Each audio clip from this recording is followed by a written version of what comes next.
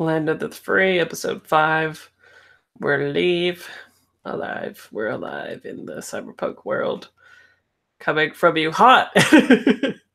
something, something that makes sense. That would be like that. This is a production of The Gauntlet, and it is no way respective of the quality that you'll see in other people's videos. If you go to gauntlet-rpg.com, you can find out more about that and participate in other games by getting in the community on G+. Just search The Gauntlet and you'll find it.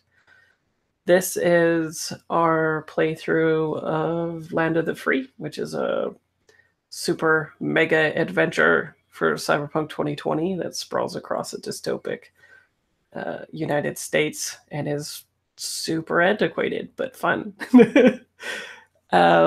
We are using my own system, Veil 2020. When we first started this, in fact, up until last week, we were playtesting. Now, though, we are not playtesting. We are using the full rules text. And you can find the game on the Patreon of The Gauntlet, patreon.com/gauntlet, if you want to get it. So, cool. Who wants to do a recap? Or start a recap, and then someone else finishes. Something like that. We need to catch up people, especially Blaze, because they're PC. I mean, I would love to start. Let's see, what did we do? Let's see. Well, we left Nashville, which was fine. There was a cool bar that had horses in it. And then we, we stole a truck at a truck stop. I don't remember what we did with the truck driver, but the main point, as Lauren has pointed out, was that we bought hot dogs for everybody, and then the person we were trying to get across the whole country got kidnapped by some Elvis impersonators. So we got on our truck and we drove underneath the highway because that's where trucks drive. And we just, had a casual trip to Memphis, home of Elvis. And then we beat up a bunch of Elvises in front of Graceland, and then we left. And you beat up the king. Yeah, the main Elvis. Yeah, the main Elvis, who was the boss. The king himself is what it was called. Or he, whatever. It was unclear if it was completely robotic or a cybernetic person's. It could have been T-1000, for all we know. Sent back to rule all of the LI. Anyway, that probably didn't happen, but it could have. So, also a major factor of the adventure is that you are escorting a person named Adriana, who you have extracted from back in New York City, and you're supposed to take them to Night City, but you're here now, and that's not happening anytime soon. Hence the pretenses for the adventure. But yeah, so Adriana is with you. You're being pursued by a mega corporation. Various people keep trying to mess with you and get Adriana back because she's very valuable. People keep putting out contracts and hiring other people to try to take her back. You're being relentlessly pursued and tracked and all of those good, fun cyberpunk things that you can't get away from. The monoliths are coming. And other than that, let's introduce the characters as well. Alex, would you like to start? Sure. As I explained earlier today, Iota is a booster who uses their multiple cybernetic enhancements to both beat people up and do sweet flips. They also try to care about the people around them, but sometimes space out a little bit. Their look is very casual and comfortable, has been described as cyberpunk athleisure. Ah, yes. Aaron?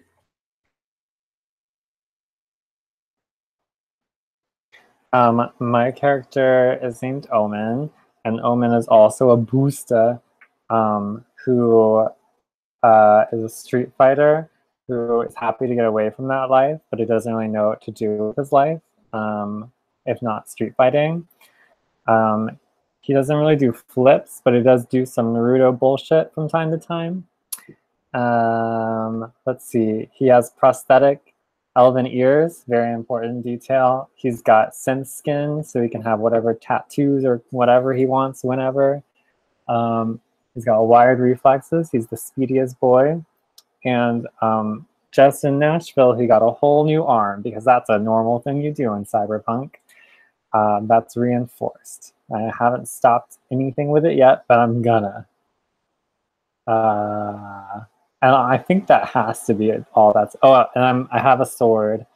I'm in the sword club. Actually, the whole sword club's here. I hope that Jim has a sword. I doubt it. And Lauren. Kia ora, I'm playing Bina, who is a pusher. She visually, I'm gonna have her image there in the Roll20 sheet, but she wears a lot of bomber jackets with like meme pins that are like, have like gifs on them and stuff of like cool things because she's like a young punk. She wears like veil goggles all the time. I don't think anyone's seen her eyes, or like these, yeah, it's like big clunky like VR headset with like lighting on behind them and stuff. So she's always like plugged, like hooked into the veil. She's super addicted to it. She what else about her? Oh yeah, she's a DJ hacker. So she hacks things using like little turntables that she has. A couple of times I've described it like when she's hacking into stuff, it's a bit like cracking a safe. Like she sort of has to like use her turntables quite slowly, like to click in all the virtual tumblers into place and that kind of thing. But she's also super fast with them when she needs to do music and stuff. So she just like does a lot of gigs, plays a lot of music, and talks to a lot of machines and makes friends with them to get them to do what she wants them to do. She's previously gotten everyone in first class when they were on a blimp, which was pretty cool. I think that was like maybe the best thing she's done in this game so far. But that's kind of her jam. She's this very reckless and punky and DJ hacker person. Cool. And Blaze, who is a new person. Hi, I'm a new person. I'm not cool enough to have a sword. So my name is Jim Brewer. I'm about 5'4". I'm gaunt looking. I look super pale. I actually have a golden mohawk that's like goes from red to yellow type of thing. And but I look like I haven't slept. If you see me in person, I look like I haven't slept in days, and that's probably because I've been like knee deep in like net breaking and things. I can be twitchy in person. I'm slightly paranoid all the time. I'm gonna drop the socially awkward. We're gonna do social. We're gonna do fun things. I have no scars. All my implants are very hidden. But I always wear like a just a dirty pair of jeans and a t-shirt type of thing, and I carry around this like massive instrument, which is like how did I describe it? Like a Moog size old military console deck that actually has wheels on it, so I have to like drag it with me. But it's like once it's stationary and I'm plugged in, I can like it's that baby will last through the third corporate war if needed. So so my alter ego is Firefox. He's known as a cyber anarchist. He's a disease of unknown origin. He's left a path of destruction across the Pacific Rim. He's brought down some satellite over Singapore, blew up an experimental cloning lab. Actually, that hasn't been fully confirmed, but sure. And turned Manila's corrupt drone security force against its local masters. I've been silent for about a year, or he's been silent for about a year. Some presume he's dead. Other thinks he sold out. No one knows what happened, except for Jim. Jim knows because he's Firefox. So yeah. So I'm probably going to be found somewhere unconscious, plugged into the net, doing things, and someone's gonna have to wake me up. Cool. And you can have. How much was it that you guys how much did I start Kira off with last time? Was it like $3,800 or something? Oh yeah, I think so. 3,000 to start, and then 800 per diem. Yeah. Carpe diem. So yeah, you can spend $3,800 instead of $500 like normal at character creation, and you're level 2 instead of 1. So start out at 2,500 XP. Okay.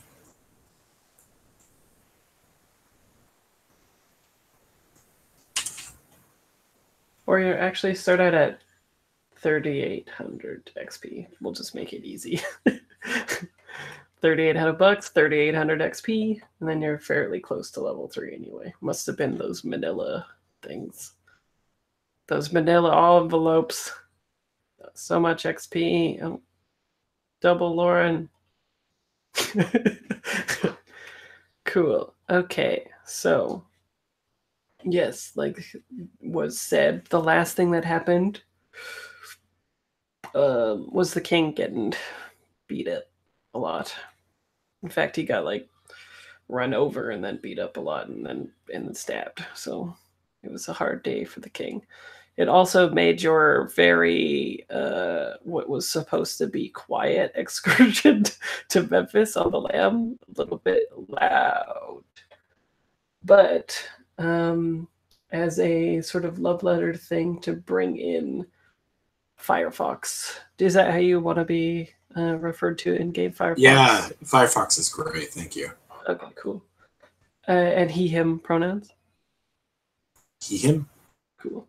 So Firefox, I think you, during this fight with the king and the Elvi, is what they're referred to. They're kind of like a religion. They've been like deified in Memphis. Like literally people thought the king was a god, and then y'all killed him. So that was the thing that happened. But I want to display on row 20 a picture that was recovered by Firefox as this was happening. If I can find it. Yes. Mysterious. This is the mysterious picture. So, oops. Just try to enlarge it. There we go. So, the top picture is Adriana, the woman that you like rescued. This one is a close-up of the mysterious photo that you found. And let's see. This photograph is something that was transmitted to the Elvises, or the Elvi. It actually appears synonymous in this text, which might be an error. But anyway, the Elvises, in this case, have got this picture, and that's how they knew to target Adriana. And it comes with what is called a scream sheet, which I like that. It's essentially a news article, though. But it's called a scream sheet. And the caption is visible on the bottom, which says...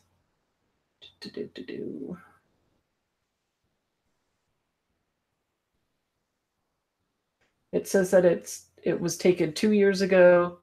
It is clearly a photo of Adriana, except that she looks about 3 years older in the photograph. And then it also says deceased. Dun, dun, dun. To quote exactly what it's saying, something isn't right. Who is Adriana Young? What else? Yeah, that's about it. So let's see. How do we want to say that you... So obviously you're a cyberpunk, which is like a subculture that everybody is like aware of and all that kind of stuff. So perhaps after this fight and everyone fled.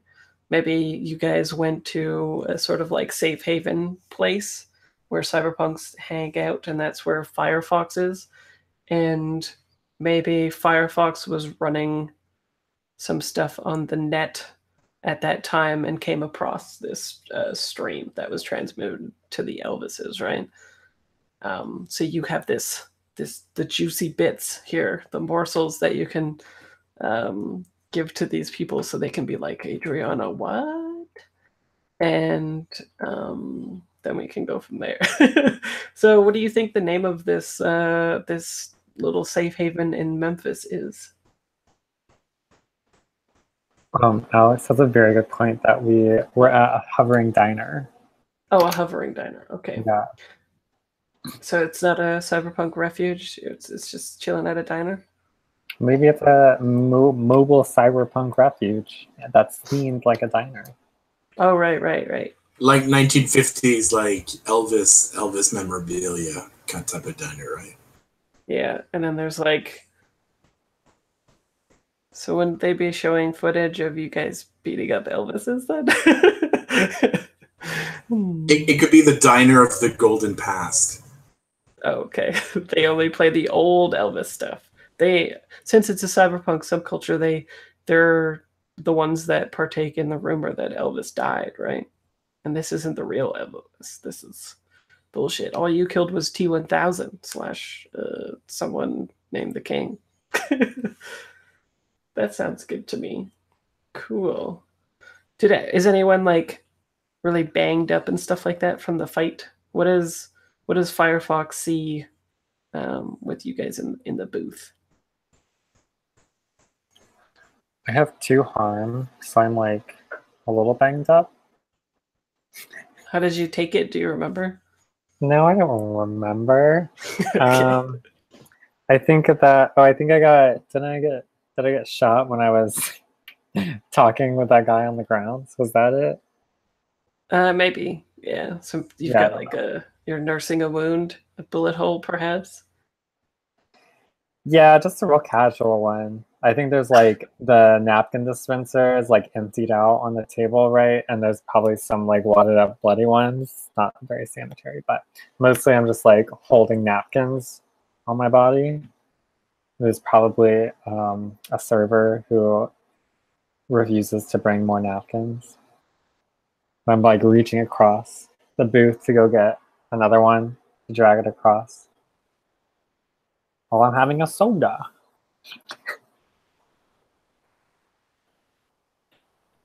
Cool. What is everybody else doing? Well, Bean is looking pretty good. Like, she just hacked some stuff last time. She didn't get into any like physical altercation with anyone. So I think she's just like slouching the booth opposite Omen, picking like a bloody tissue off of her cyber dicks that she has in front of her, shooting Omen like a dirty but understanding look. Because he can't help that he got hurt. But still, it's kind of gross.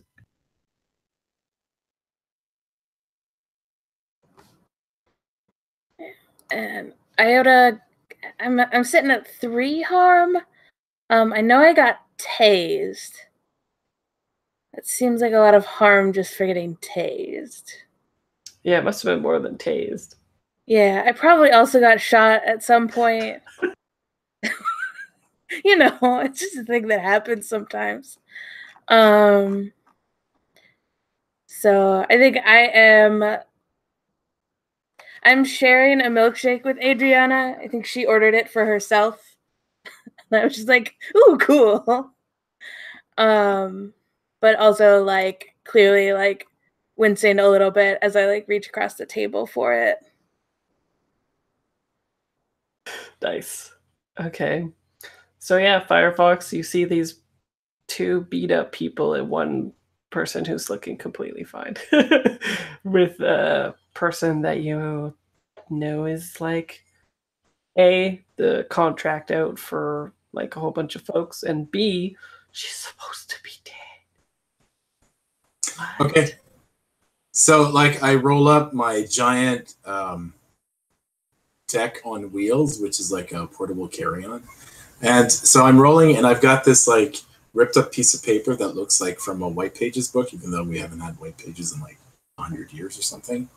And it's got notes scribbled on it, and I walk up and I look really like shocked, surprised, and really confused at the state of things. And I look at you guys and I say, so she's dead and you guys are the people I'm supposed to meet? And then I just quickly look over my shoulder. And then I come back. I'm like, right. Okay. Well, why is she still alive? Because we did our job.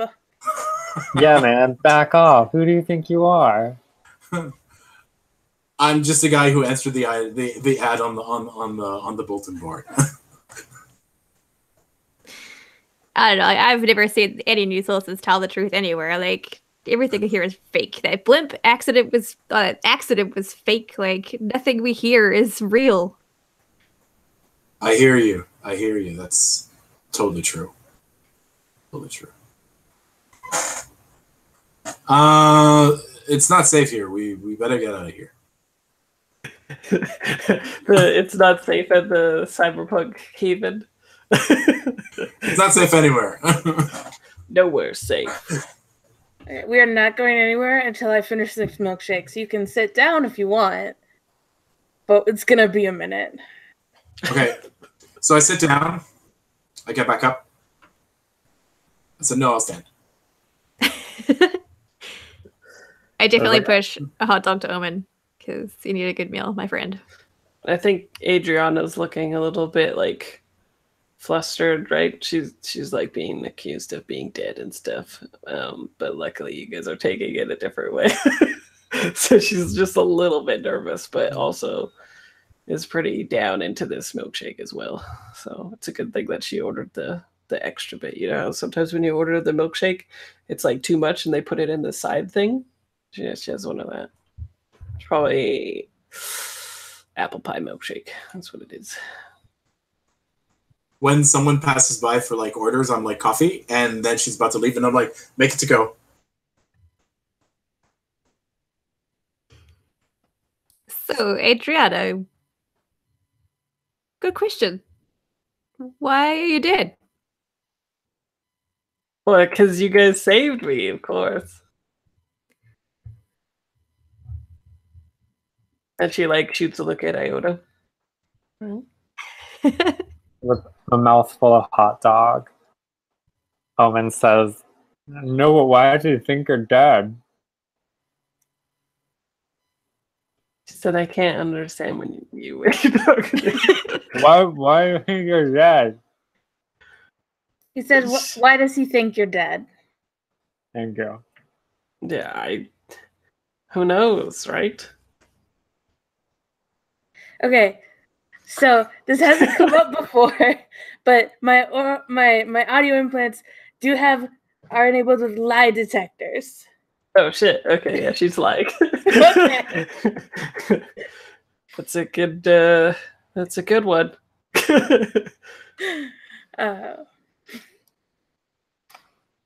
Let's see. I think I just give her a look and take like a really long drag of the milkshake. And I'm like, all right, we have all almost died, like a bunch, doing this whole thing. And we're going to be together here for a while, probably. And I would like to know, especially, I mean, we gave you that awesome new, like, look. We tried to be all... And it sort of starts pouting, I think. Yeah, I think she feels bad. I don't think I need a roll because you guys have been putting in the work across the 4 episodes previously. But she said that I was told by my father / Blaze, that's the person who hired these people, and by Weir that I couldn't tell you. I'm sorry. And she starts like doing that thing where she starts like playing with things on the table to like not look at people's eyes. The shame eyes. No, I mean. You're gonna finish that milkshake? Yeah, I think she like pushes it over to you.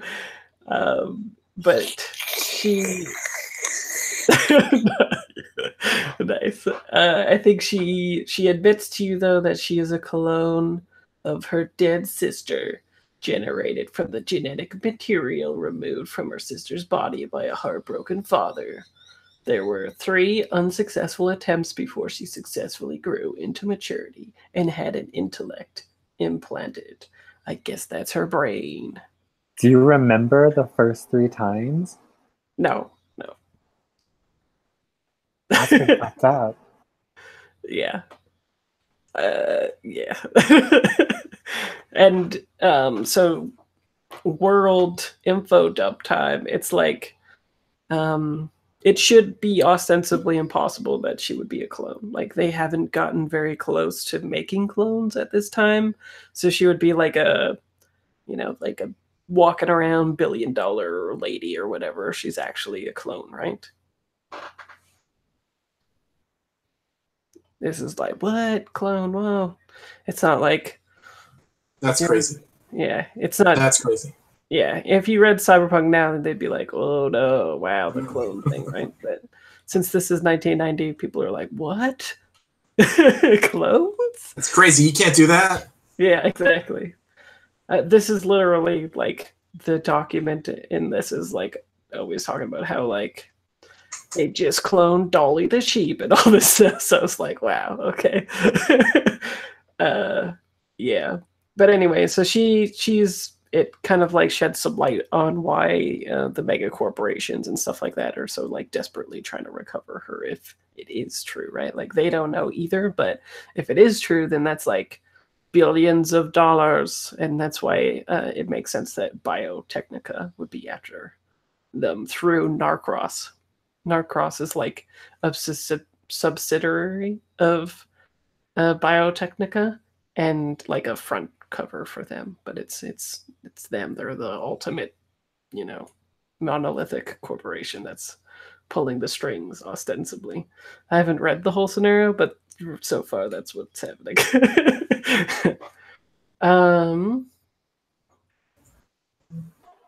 Yeah, she was ordered by Elliot and her father, who requested the extraction not to reveal that information. Do you like have your sister's memories? No. I have... Oh, wait. Yes, she does. Yeah. She's like, she's just has the 3-year gap in the memory. So like she has the memory up to when her sister was dying and got like brain scanned by her father. And then suddenly it's like 3 years later and she's like, working for the company in the lab, technician and all this kind of stuff. And yeah. Do you feel like you're 2 different people?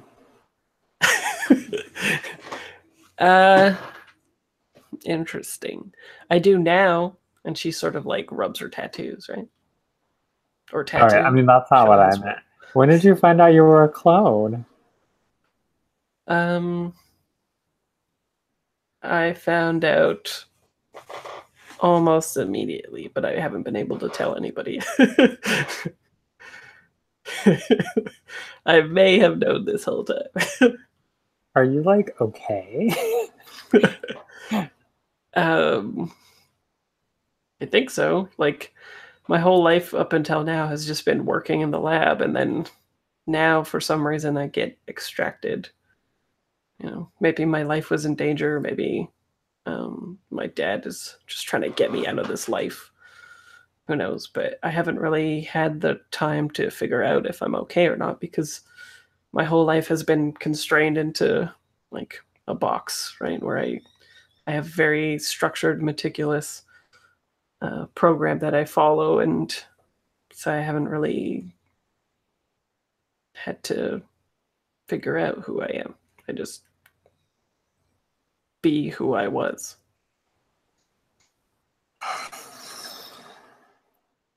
Bina, do you think I'm a clone? Well, I mean, do you feel like a clone? Well, I Do you don't have memories of know. someone else in you? No, I Then you're don't probably think fine. so. I mean, unless it's like a way to tell you're a clone. I don't know. I'm just a DJ. Do you feel like a clone, Iota? No, I'm pretty sure I've been me the whole time. Here's a good What point, up? though. How do you know? What, you with the coffee? Are you a clone? Who are you? I'm just this guy that looks like he's taking a job, but That's Star Fox. Firefox. Firefox. No, yeah, no, that's what Adriana says. Oh, It's that's right. supposed to be a joke. Star Fox. Yeah. Yes, I'm Star Fox. Yeah, and you're a clone of your sister. She's like, keep it down. It's a pretty sweet dick you've got there. Star Firefox. Firefox. It's my big Firefox. deck. My giant deck. Nice. What kind of sweet tunes can you get out of that thing? None anymore. I took out the sound card. Well, That's me. if you need someone to hook you up, I could probably look into it for you. I'm kind of well connected now. Like I've got some sweet gigs happening at Night City, so like I'd really like to get there some point. I've been thinking about getting an old cassette player from like 2100, the beginning, like 2007, the Sony edition. Nice. You should totally do that. I would endorse it. The decision 1,000,000%. Amazing.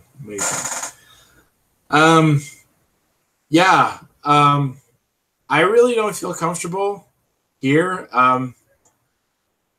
Is there some place she needs to go, or is there some place where we can drop her off, or what's the job here? Well, why don't we say that you know that Okay. their job is to take her to Night City, and they get paid $400 ostensibly a day. However, it is definitely ostensible because a thing that we forgot to mention when we caught up was that the last thing that we saw on screen was somebody else answering Weir's phone call, which is the fixer. And so that could be bad for Weir. Suppose I could mention that because I think I narrated that I'd talked or I'd called. Yeah. P.S. Yeah. Oh yeah. By the way, everybody. So I tried to call Weir earlier, and it was somebody else, and definitely didn't trust that person. So that's cool. Is Weir fine? Or is he dead? Or is he a clone? Pretty sure he's not a clone. Yeah, great. Pretty sure he's not fine. Well, fuck. Also, when Adriana was telling you all of that stuff because of your ears, you know that she wasn't lying, but she trailed off near the end of the info dump, meaning that she didn't tell you all of the things. She's lying by omission.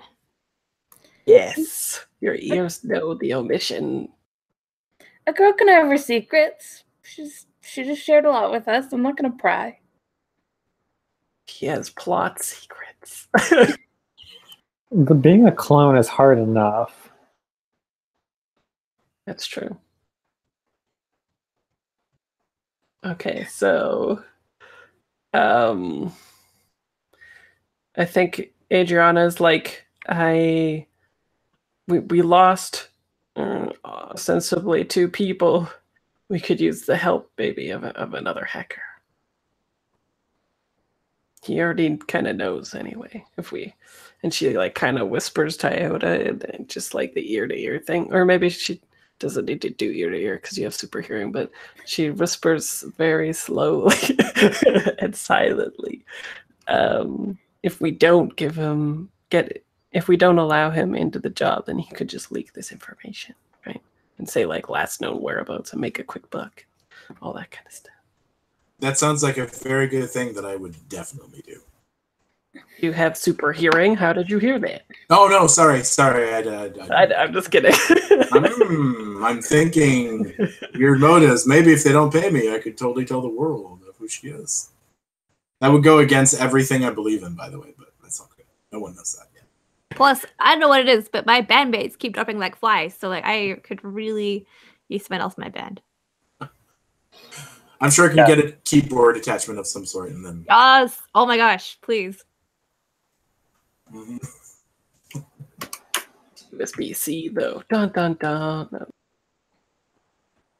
I mean, I don't have a problem with bringing somebody else on board.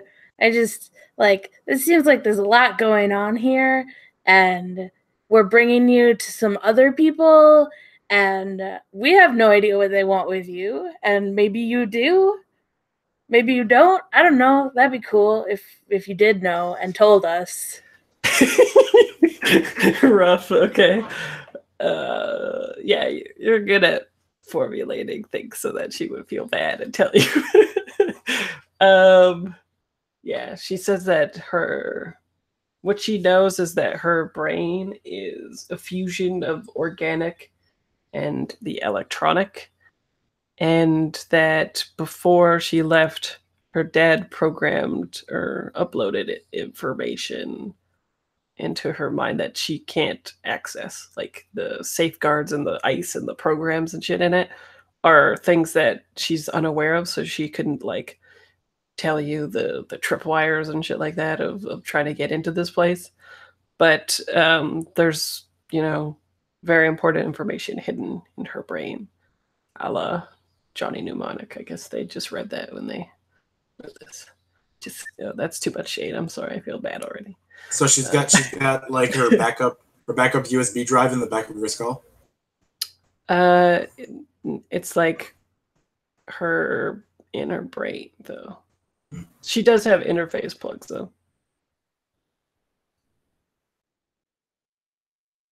And so the information could be worth tens of millions of Eurobucks. Is this our morality challenge? Yeah. It literally is. Omen yawns. He's like, where are we going? Can we just cut across to Night City?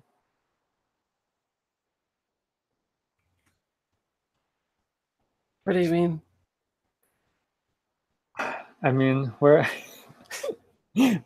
I don't know. Let's go. Whoever's working with whomever, wherever we're taking this weird clone. I think when the waitress comes finally and brings you the coffee after like half an hour, she's just like, there's someone looking for you, a courier in the back. Should I let them in? Their name's Cat. You can always trust cats. That's what she said. You can sometimes catch. I think one of us can go meet that person outside. Okay. I'd be willing to be that person unless somebody else wants to. You're the adult, Iota. Oh no. Sure. Yeah, I will go to whatever door this courier is at. Sure. So outside there's just like a typical courier who looks like this picture from Observer. Pay that no mind.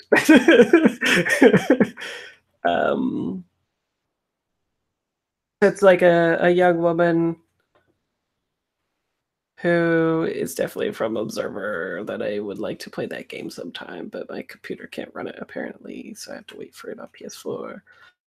But they have like different color palettes, like when you're selecting in Design and Photoshop, when you're doing the patches of the different color. There's a whole bunch of those all down her left side in like a sleeve. She's got like a crop top and some like khakis with some like suspenders going from the crop top to the bottom trouser part, and she just like looks as pissed as in that picture, to be honest. Her life as a courier is like not glamorous, apparently. And also, I guess they're still sending messages via postage, because it says, I have a message for you. Postage is already paid. So it's good that the mail is still working in this dystopic future thing happening. Surely it's going to do some sort of app. Sure. Postage is the name of the app. Postage is already paid. Maybe they just wanted to create more jobs for all those people that were, you know, threatening to break the system, and so we just gave them jobs to move messages around the system. It's true. Could happen. She is the Uber of messages. And do you have anything to say to her? Any questions or anything?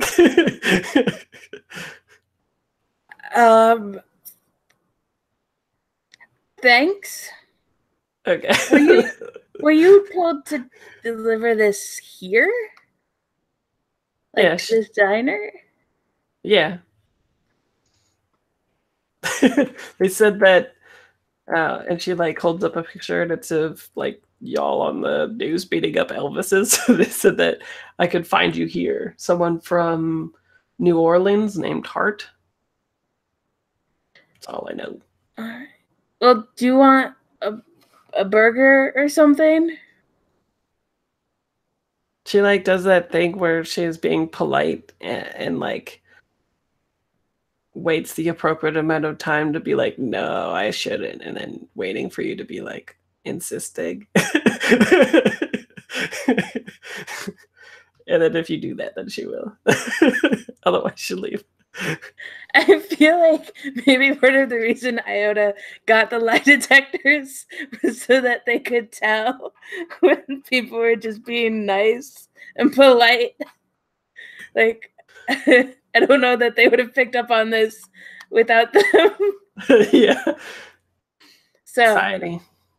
yeah. Yeah. Come on, they're great. Try the one with I think it's like synth bacon or something. I don't know, but it tastes great.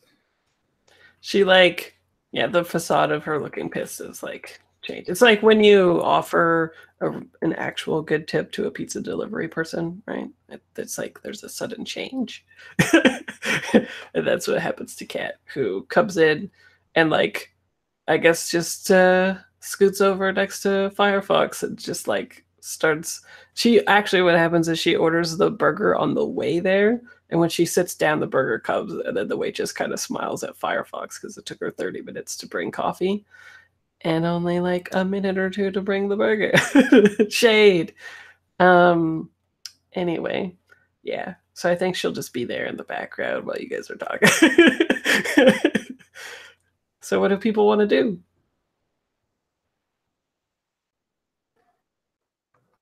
Presume we told us about this message, right? And Yes. this heart person in Nolans. Yeah, it's like the digits for which to call this person Hart. Another phone call. Omen just goes, I'm not calling. So, oh. All right, Firefox, it's all you. The one person that they don't have. Clearly I have to call because I'm clearly not, I'm too old to actually. I still see value in calling people, it seems. I think when you call, it's got like a vid screen thing, and Hart. Oh, I'll put up a picture of what you see. Is Hart the cowboy guy? No, okay. No, you wish. Oh, I wish he was the cowboy guy. It's dead. It's a cooler guy, maybe. Michael Hart. There's Michael Hart with his big cell phone. Does he have a TV series where he investigates crimes from like dead husbands? Like wives who come to see him about dead husbands, and then every week it turns out that he becomes like the other person in their lives. It's like the wife of the week show or something like that. I think you're like going on about this, and he's like, "I'm a fixer."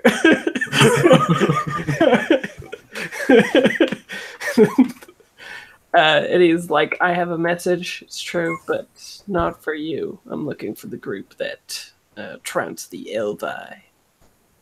I see you on the camera." So, technically speaking, in pure technicalities, if we were just to think about it in a theoretical sense, what would be your message so I can deliver it to the group that I may or may not be associated with? That's not how it works, man. It's just going down. Are you a professional or not? I am, but, you know, depending on who's actually calling, it may be for me, it may be for other people. How about you just give me the message and then I'll relay it to others? It's just like click. It goes off. Actually, if you want to take it to a roll, we can take it to a roll if you want. What? No. I'll just call him back. I'll call him back. Okay. I'll call him back. This time is there at least one other person? So then I call him back and I change the icon to like the fiery fox of destruction. And then I changed the voice amplifier on my thing so I'd sound like I'm super violent and something. So I press on the call. And when someone answers, I'm like, "Oh, I am the person in the group that you just threatened. Give us the message now." I think suddenly, like, we go to the screen of the video camera screen of what he's seeing, and Kat just leans over and she's got a burger and she's like, "Yeah, it's them." And so he will say, he's like, "My name is Michael Hart. Elliot Weir was a friend of mine." And then, like, I put my hand in front of the camera and I look at the others and I'm like, did you kill this guy? Is that what happened? And you can actually clearly hear that on the microphone. Yeah. He's just like, fuck. He's like, "Forget about contacting him for help anymore. Narcross got him. Killed him, I think. Looks like he got in over his head once too often. He covered your asses before he left, though. If you want to get out of this mess, here's what you gotta do." Are we in a mess? Yeah. Oh, yeah. And then there's like 3 different things. It's funny. He's like, "Here's what you gotta do." And he's like, the players might have some questions. And then, like, if they ask this, then here's some info. Anyway, we'll do that after this. He's like, the Mississippi River is one of the biggest traffic corridors running through this region. You guys made it way too hot in this Nashville Memphis corridor. You'll never get out that way, but they won't be thinking of the Mississippi River. Thousands of small-time freelance shippers run the river. Legitimate and makeshift communities line the banks. The river is polluted and foul, but you can get through. You're cyberpunks. And then at a player level, I'll just tell you what you need to do is book passage with one of these freelancers to get to New Orleans, I think. Yes. Yeah, to get to New Orleans, and then he can, that's like the next stage of it, and then he can use his leveraging as a fixer to get you to the next leg of the journey / discover more of the the country, because you're never gonna get there. No, just kidding. Anyway, do you have any questions for this person as you go? Hey, ask him if our expense account is still good. Nope. Because Weir's dead. Well, he's not sure. He thinks that Weir is, at least for sure, Darkross has recovered him. When he got to the apartment, he had to take out an operative that was left behind, / the person that Iota was talking to on the phone. What? And so Narcross definitely took him, which means he's probably dead, but he's not sure. It's out of our hands now, though. But what about the credit card? Credit card should still work. It's backed. The credit card is provided by the contract, and I'm taking over the contract for you because I want Weir's cut. Also, we're buddies. I saved him during the war. The corporate wars. Yeah, okay, whatever. Thanks. Okay, nice. Does anyone have any other questions? At that point, Owen gets up from the table and goes to place a to-go order for hot dogs, just to be ready when we leave. You and the hot dogs.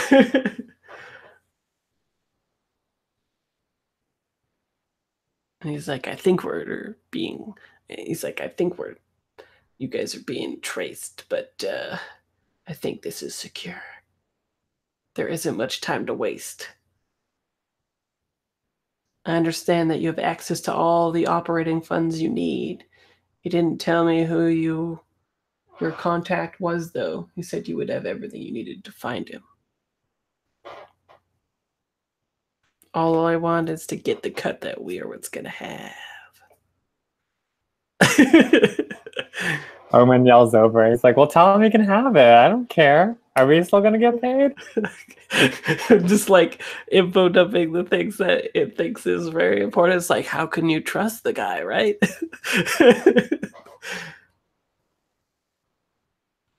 So any other questions for him? You're good? I want to ask him about the cipher thing. The cipher thing. We had like that one half of a code that we hold on to. Right. He's like, right, the code. Weir told me about that. When you get to where you're going, you should be able to find it if you need it. P.S. He's lying. He doesn't know anything about the code. And I heard it like literally out loud. I was like, what the fuck is that supposed to mean? Maybe after he said that, he's like, it's getting too hot. I gotta get out of here. like so the screen goes away.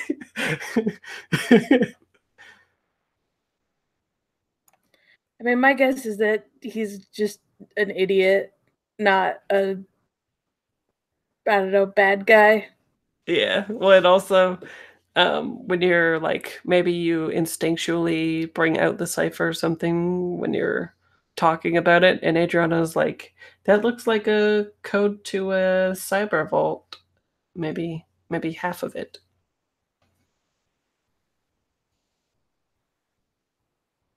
It could be the keys to the thing in my brain. Half of it.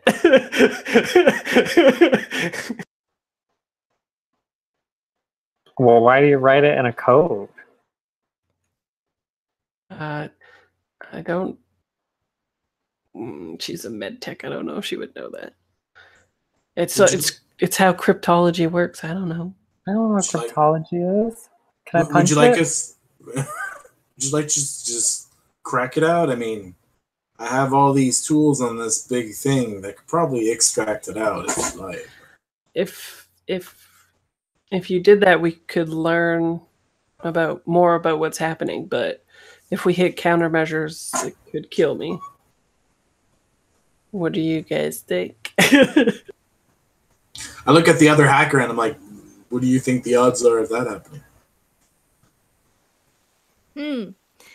I mean, I don't know. I kind of like Punk Adriana. I'm a bit worried what'll happen if like we kill her and the other one's not as cool as she is. That's a huge risk. It's a huge risk. Yeah, but I guess we'll have to wait for the other part of the code then. I mean, yeah, we could look into it. I don't know. Like I mean, I'm not usually like planful or like that kind of thing, but we could look into it, do some research and stuff that Sure. Yeah. While the coffee waits, I take out my data pad and I start doing research. Does the net work like it does now, or does it work in some sort of archaic way where I have to go through tubes and tubes? I don't know what that means, but it works like the Veil, so it's like virtual reality with like a headset. Okay. Oh yes, that's right. That's right. You have to navigate the net physically in the virtual space to get at the information. Yes. Okay. You have to do those things. Okay. So you're trying to gauge like the level of encryption or yeah. What? Yeah. Okay. So do you like attach a trode to her head or something like that and start probing? I do. I take out all my wires. It gets really weird really fast. Like I just move everything off the table and I just like put my deck on the table and then I start pulling wires from it. There's like all these like these ports inside the thing that I pull out. I put one in her. I'm like, excuse me, do I need to move her hair or anything? Is it a situation where I'm like, I'm sorry, you're going to have to part your hair so I can jump? No, in the picture, she's the top one. You can see the trode is like. Oh, right in her forehead. Okay. Yeah, there you go. And so I just like, I'm like, do you mind installing this in your head? She like looks at everybody and she's like, I guess so, and she puts it in. I mean, I look around. This place is probably the safest place in town. I mean, it's a runner haven, right? So like, yeah, the waitress comes around and refills everybody's coffee, but yours leaves. Cool. Okay, so let's set stakes for a roll. That could really help. I'm really good at making friends with wise. Yeah, what should be the stakes though? I think. Oh, I don't know. So out of character, the stakes will be that some of your gear gets damaged, and you'll have to pay for a repair for sure. Sounds good. This is who knows? It could be heavily encrypted, and you know that because it's like going for, like mega corporation level stuff hidden in your brain and shit, right? So, okay, cool. So how are you feeling right now? Firefox. I'm feeling... I just want to... I'm just going to check something. I just want to see the degrees of the emotions. Because I want to say mad, but not like angry mad. I mean like... Oh, mad is angry in this, so I'm not angry. There's degrees of mad for sure. See, because it can just be like frustrated, irritated. Yeah, I'm just frustrated. I'm utterly frustrated at this point. Sure. So that's mad, yeah. So I'll go with mad. And is there anything else I'm rolling? I'm just pressing the roll with the mad symbol next to it. Yeah, and then roll with advantage because you're getting help from Bina, right? Okay, so is that where I'm increasing the arrow up? No, you hit roll dice. Yeah. And then follow the prompts, and it should ask you at some point if you have advantage or not. Okay. Yeah, so you got a 10 anyway, so. Okay, awesome. Whatever. Cool. So the level of encryption is like, I don't know, a cool name for the highest tier. It's like black ice, or no, it's like white ice, right? Because black ice is the normal stuff. So it's like white ice, and so yeah, she's what she said was true. If the hacking goes poorly, it will definitely, there's like safeguards in it that will just kill her and like erase the brain kind of thing. It just like jumps it out. So yeah, what else do you want to know about it? You can ask me a question. What did I want to know? Would it be possible to get the file structure and not necessarily like the information itself? Oh, like the container and file stuff? Yeah. Sure. Let's see. Where's the things? So it says records, procedural notes, Narcross, and that's it. That's the 3 containing files. Narcross. Okay. Yeah. So we see like the camera go down Yep. to like Narcross, and then that's when we go to break. Break. Commercial break. Dun, dun, dun. So let's come back at 35. Sounds good? Cool.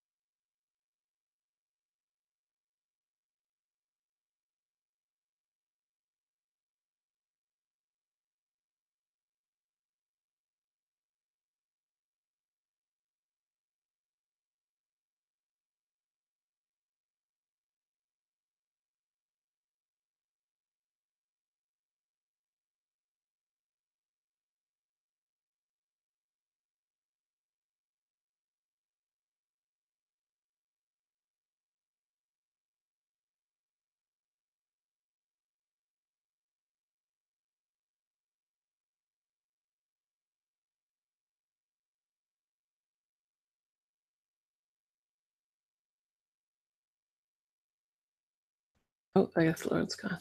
Okay.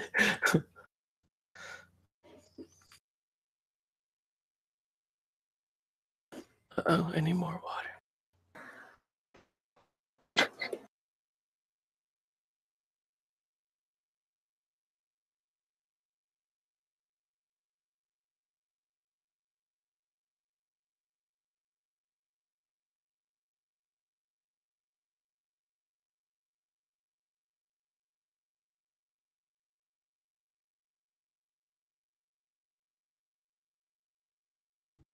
I have the water.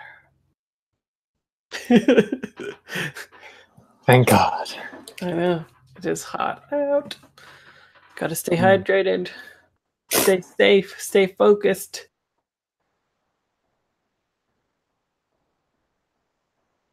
Yep. Anyway.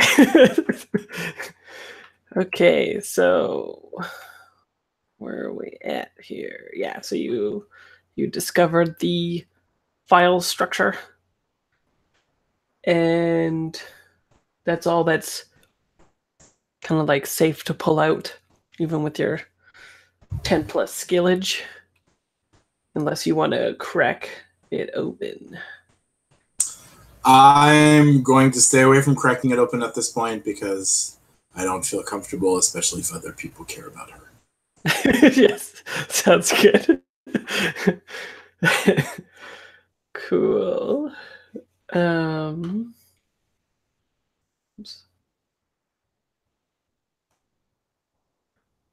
I'll skim past that part. Let's see.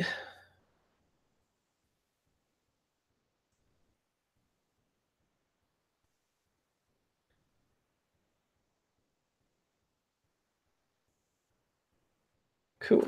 Okay. I'm at the part in the book that is where we are at now, which is sometimes hard to navigate in this module, I'm not gonna lie. Cool. So what is the plan? What are people's thoughts? You know about Adriana being a clone, what? And you know she's got some mind hunter thing going on.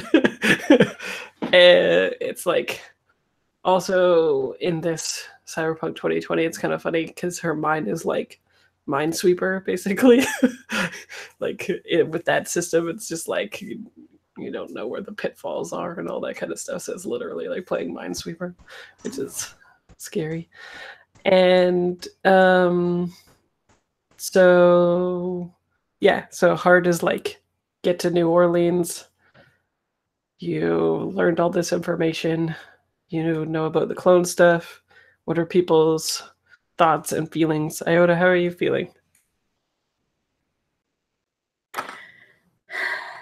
I'm so, like, I don't know. The whole moving goalposts thing is getting very frustrating. Like, for Iota as a player, I'm fine with it. But I think they're just like, well, wait, why are we going to New Orleans now? Why aren't we just still going to Night City? And, like, are we going to have to go somewhere from New Orleans? And this is all just, like, Adriana, you could just, like, run away and live a happy punk life somewhere.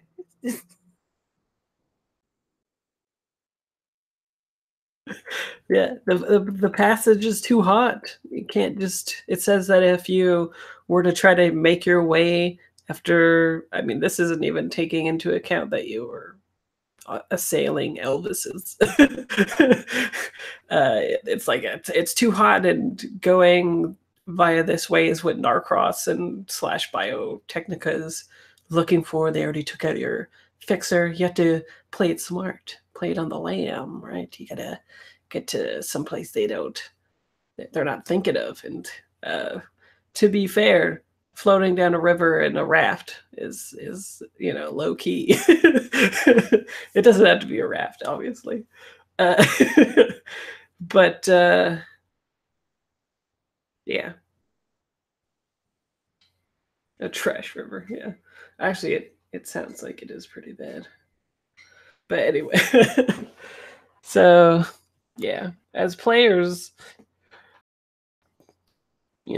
be ready for a lot of, yay, we made, oh no. Because that's all adventures like. They're just like, oh, you got to the place, good. Oh, but you couldn't. No, yeah, things are going your way, are they? So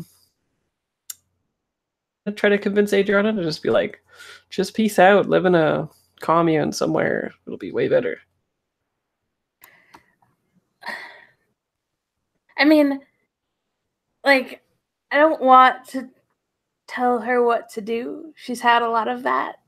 And it's more just like, do whatever, like, with this whole thing that you want to do, but, like, get this stuff taken out of your head or something, and then live your own life.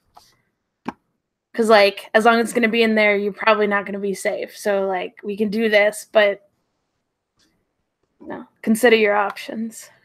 Right. Cool. What about Firefox? What is Firefox feeling / thinking? I've been here for an hour, and although we've had some earth-shattering developments, I feel that the fact that we're still in this booth contemplating our next move is frustrating me to new levels. Right. That's also, why is this? Why are there so many middlemen in this world? That's like the only thing I'm thinking. I'm like, in Firefox mind, it's like, wouldn't it be great if we just had code that did this instead of people? rough. Okay. The real truth. Cool. And that is Firefox had a few energy drinks. 1 hour energies. Is that why? Yes. It's like, I'm ready to go. In fact, I went back to standing up. I pulled the trodes back in, I put the thing back up, and I'm like, okay, I'm tapping my foot, and I'm drinking what's left of the coffee that hasn't been refilled in an hour. yeah, well, I think she knows that you don't need it. Okay, sounds good. What about Omen? What is Omen thinking / feeling? Omen puts a bag of hot dogs on the table that has that cool neon color changing thank you going down it. And Omen's just like, well, are we going to the river or not? So should we smash cut to the river? I Cool. think so. That's my vote. Let's get us a boat. Okay. So the things that you see at the river. Well, let's paint the scene a little bit. Okay, so this river, we know that Memphis is like pretty big. It's got like the neon signs and all that kind of stuff indicative of cyberpunk as we have painted it. It evangelizes the Elvi and the king and stuff like that. So as you're going, it's like, you know, you're going to have to be prudent with your actions and stuff like that, because if people spot you, they're going to want to beat the crap out of you because you guys killed their Lord and Savior, literally, apparently. And so what do we... The river, I'm trying to think of like a cyberpunk river. What does that look like? It's the data stream. Yeah. So I think you probably got to go at nighttime, right? Because you don't want people to recognize you. You've been laying low a little bit. You go in the evening, but not so late that there will be people to, like, freelancers to engage. Although they probably live on their ship anyway, so it's fine. And yeah, so I think we get like a very like Ghost in the Shell shot, right? Where it's like that body of water, and then in the distance we see like all the ads coming out of the skyscrapers and all of that kind of stuff. It's like super bright and lit up, but you guys are at, like, for lack of a better term, the cyberpunk docks, right? The docks that are like the low-key ones when you're trying to find people, not like the major harbor entrances where people would like call up their yachts and like chill out and stuff like that. I don't even know if there is such a place. because I don't know American geography. But we'll say that there is, and you've avoided that. So now you're going to engage the sort of like back alley talks. And there is like a small boat. Okay, it says the things that you should be looking for is a small boat with a small crew, less mouths to talk and less ears to listen, which is in good condition. No shit. Not flashy or high profile, so no yachts, maybe, right? And a competent crew. So I guess it's laying down some knowledge there.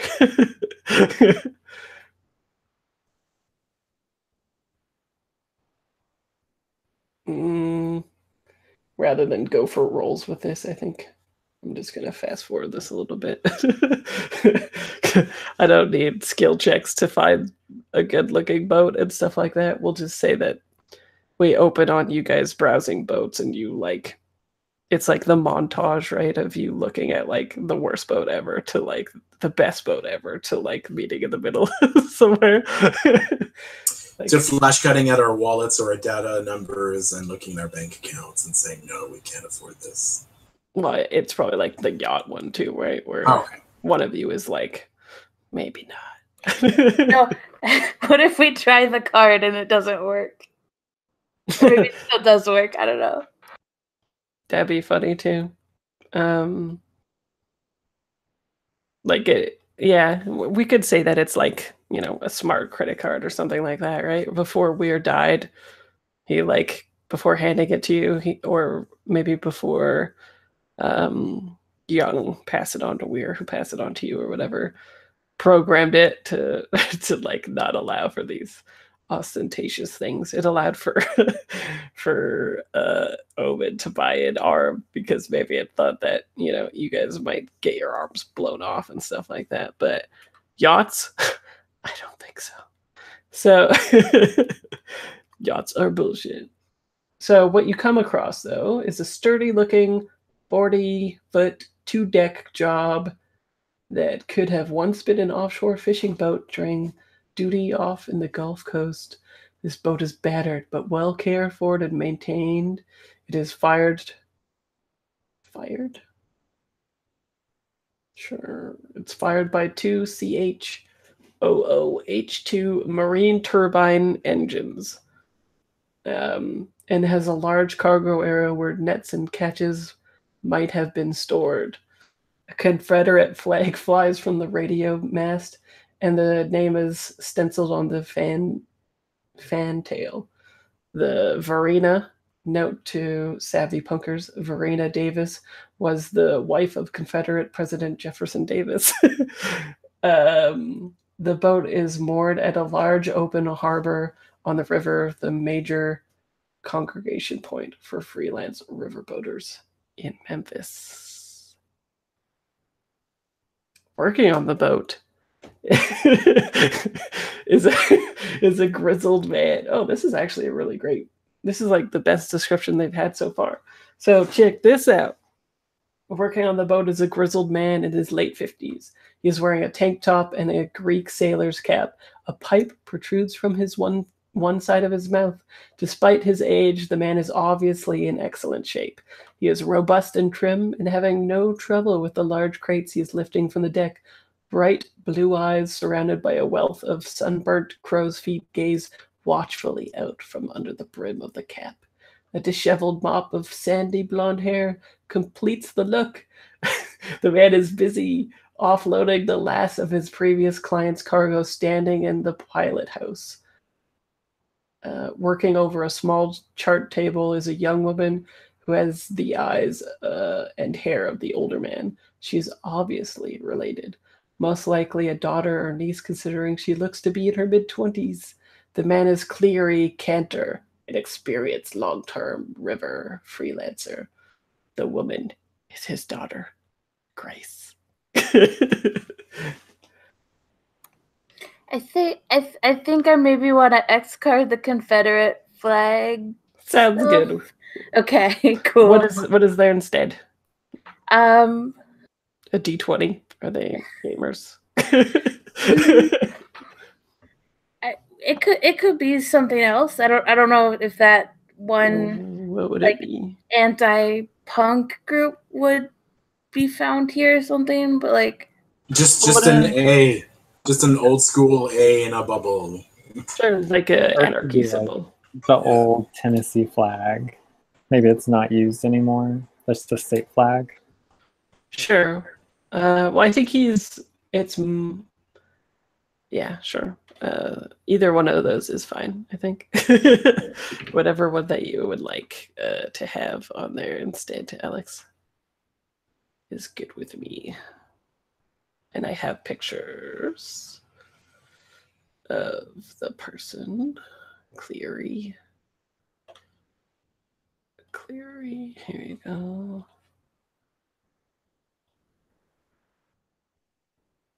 There they are. Grace and Cleary. It's a great picture. Oh man. Very 90s. I'm gonna hit on it. Are you sure you want to after the picture? The description was much better. This one is just like, this guy is an animal. He's like British or something. He's like hairy AF. Anyway. There are other freelancers for hire around, but many of the other boats look in shoddier condition. Many of the crews look drunk, disreputable, or dangerous. There are some good-looking boats and crews, but many of them appear to be high profile and likely to attract unwanted attention. The Verena is clearly the best boat for their purposes. So, would you like to hire Cleary? How would you? Yes, just put us on a boat. Does he take cash or credit? He takes the things. Do we want to? So I'm getting the feeling you want to abstract this out and not have a scene, then, Darren. Smash cut, you're on a boat. Just, I want to do something. Okay, well, do you want to interact with Cleary, or do you want to handle this at a player level and then get to the next part? I'm up for just getting to the next part. We'll flash back to Cleary if we need to. Okay. Yeah, well, I mean, it'll be kind of like the airship part, right? Where you're like, there's some time on this boat. So you mean to say it's going to get blown up? I haven't read that far yet, but I doubt it. I have to roll on a table to see what happens to you. Okay. Well, while we're on the boat, I'm going to head on Cleary. Okay, sounds good. So we'll say that, on camera, there's a bunch of speakings with each other, with Cleary, and destination is New Orleans. And Cleary starts the bidding at 400 EB per day. Yeah, 400 EB. Who are we bidding against? I guess there's other people there too. It doesn't say that, but that's his normal fee, 400 EB per day. Sounds good. Can I suggest that somebody try to bring down the price as possible? I mean, I'll try to do it. Yeah, because you wanted to hit on him anyway, right? Go do it. Yeah. So how do you hit on him? What's his name again? What's his last Cleary. name? No last name. There probably is. Cleary Cantor. Cantner. Cantner? Kantner. Cantner.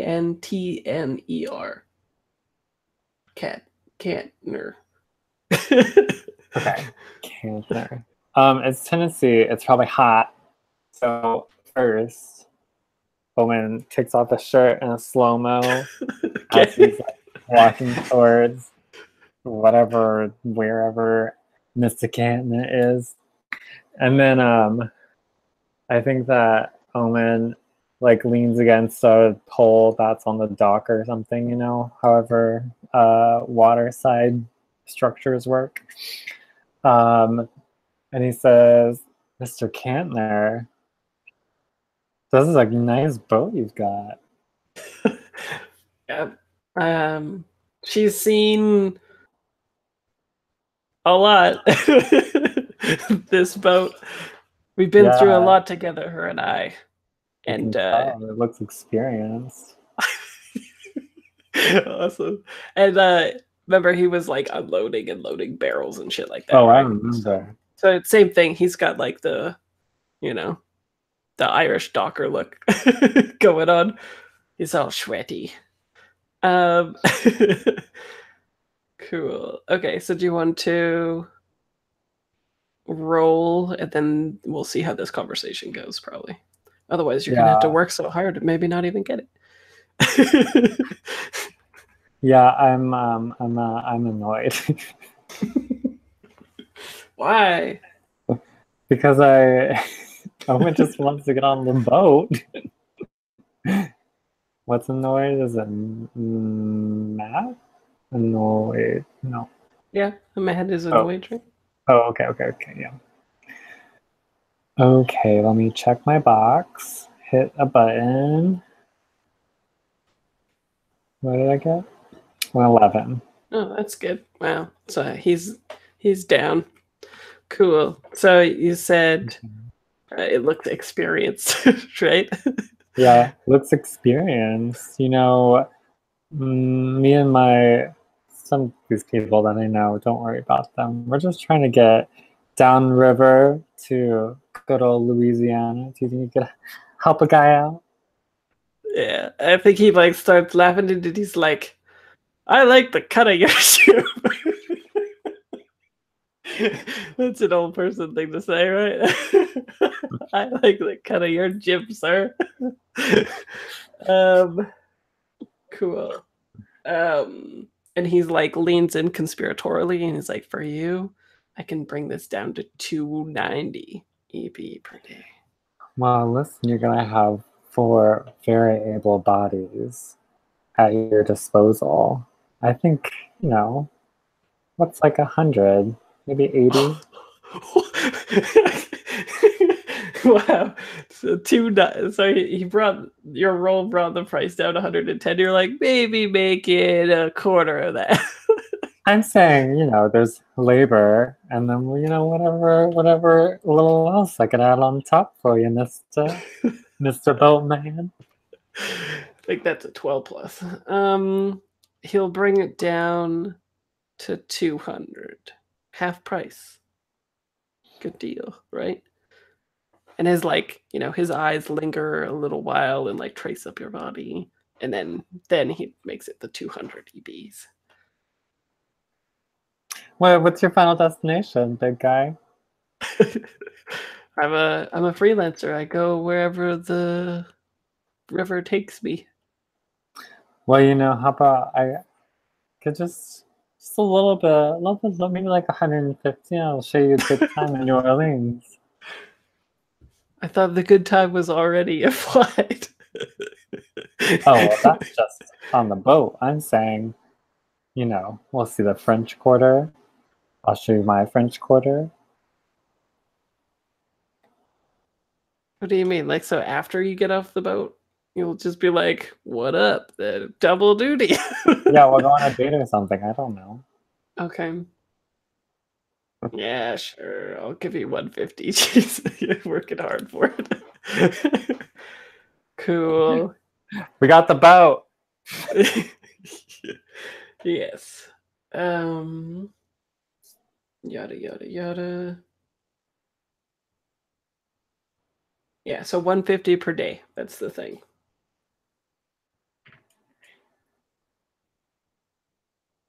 Oh.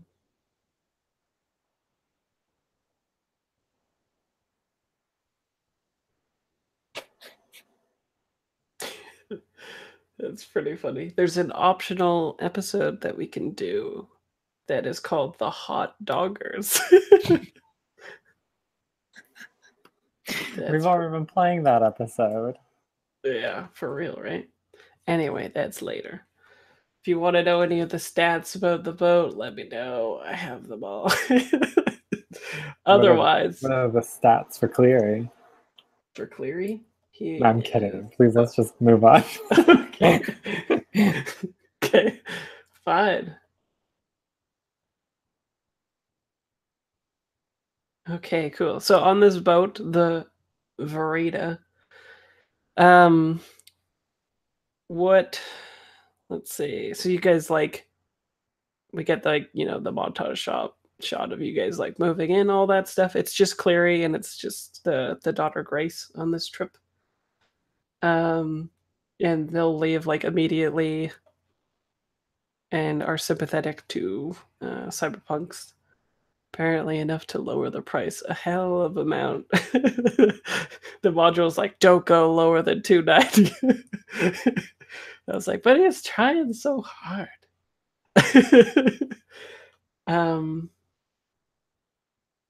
Yeah, and it's like other crews will make them wait until the following morning, but not Cleary. Cool. Okay, so you guys cast off, you're in the bunks and everything.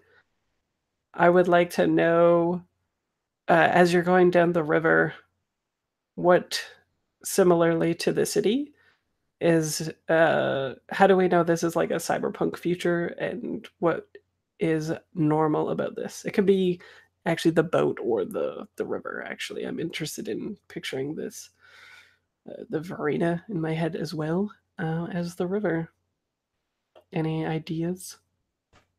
There are holograms under the water. It's like, it's not dark, it's completely lit from the bottom of the floor with just marketing for everything.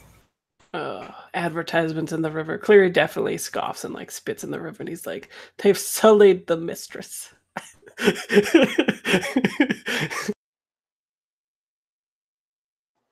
I regret flirting with Cleary. I know, I'm kidding. Yeah, I think Owen makes a pun back, and he's like, "You can sully this, mistress."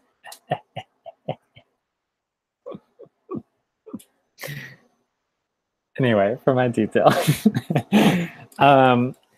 I think that this river, because so much trash gets dumped into it, and because those marketing images, holograms, what have you, are at the bottom of it, the river also has like, those news articles about like bacteria they've bred or something to eat the plastics in the Pacific Ocean. I think there's that, but it works, right? So there's probably just like weird, like you get like weird algae bloom sort of things with this like plastic eating bacteria. When there's not much plastic to eat or something like that, it's like a weird reverse algae. So like moves up and down the river, right? Just eating. And then when it's clear, you can see the advertisements, but sometimes you get some dirt, you get some bits and bops. We call it the bits and the bites, Clary says. You probably don't want to fall in though, because like everything, it's especially dangerous. That's right. The river takes what it needs. Nothing else. Yeah, because cyberware is part plastic, right? So it just eats through all the cyberware. Yes. I think on a similar note, it's like the fall of bees, and like bees are like super important for like our environment and stuff.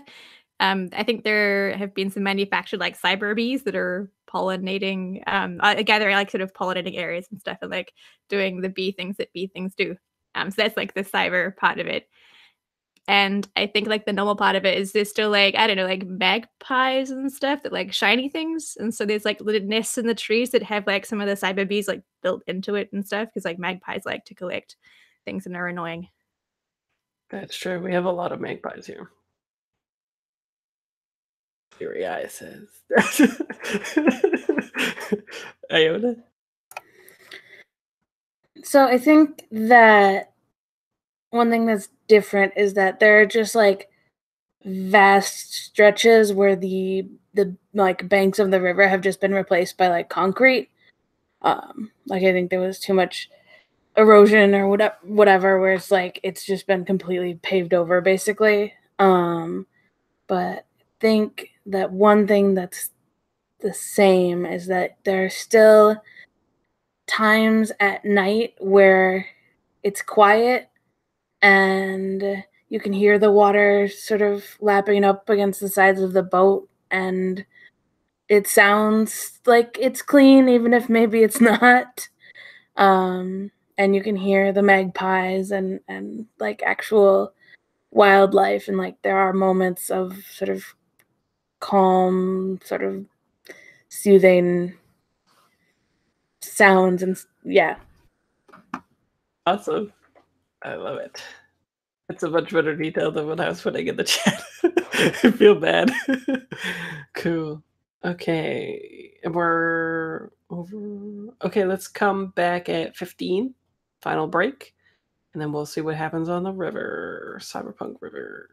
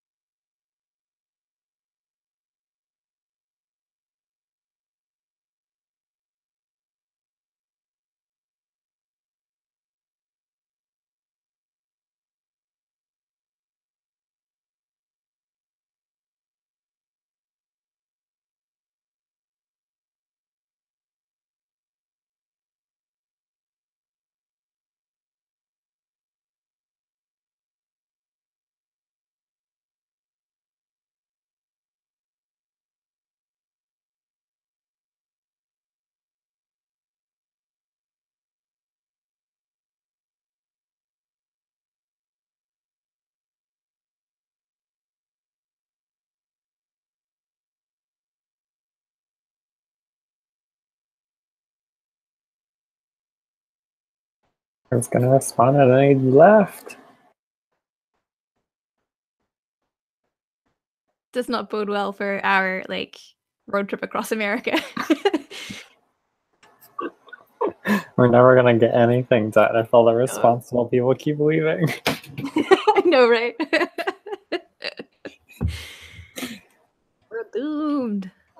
That's fine. Who knows what'll happen?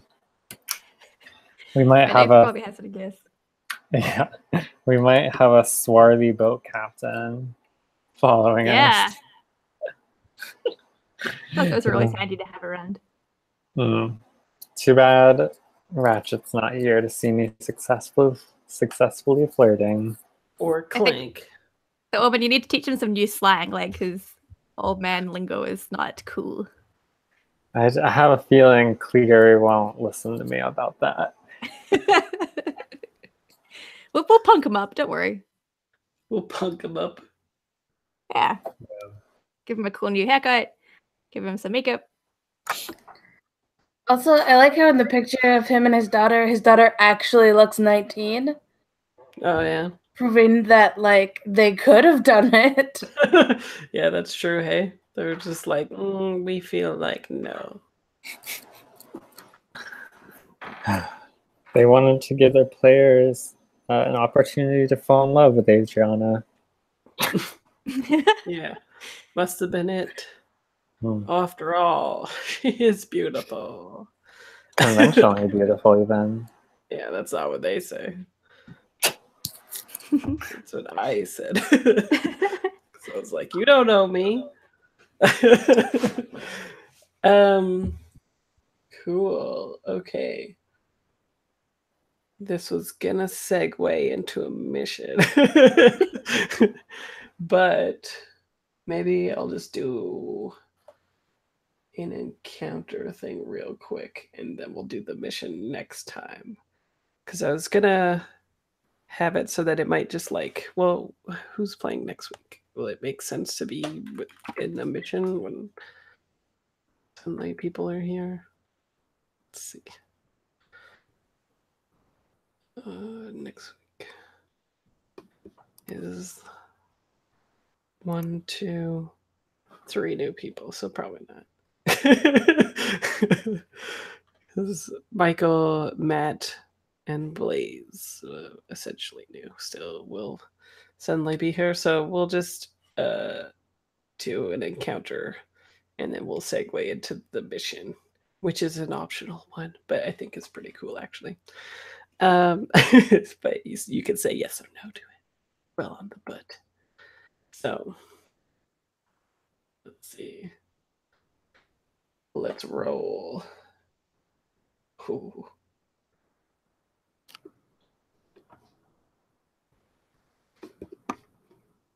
Okay, I just have to roll a die here. Roll.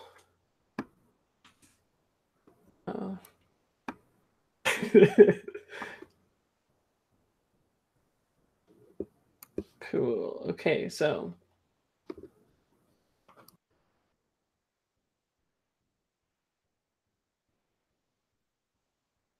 some background about this river as well. They're pushing the like corporate waste stuff as well. So it's like Cleary is talking with along with Grace about how like, you know, the river's been polluted so much, in fact, that there's actually like mutated animals and stuff around here. It's getting pretty bad. Also, it says, well, mutated amphibians, it says, that grub out a living in the toxic silts. The wildlife has disappeared.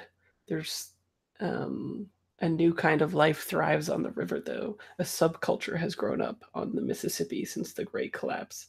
The river is once again a major conduit across the nation, but as it was in the days, or much as it was in the days of Mark Twain. Wow, this guy's old. Community of nomads. Private shippers and squatters have grown on the river. Every day, thousands of freelancers, shippers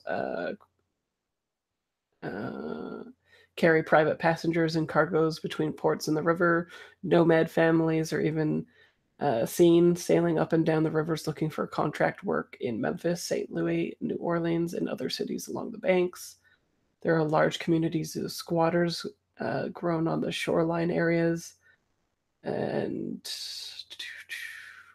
yeah, lots of toxicity, cancer rates going up, mutations. There's been rumors of corporations conducting black bio tests on the squalid river banks and shanty communities, and renegade army river ravine units and armed guards in armored boats prey on the private shippers, as well as the river nomads and squatters, Cleary says. Yar.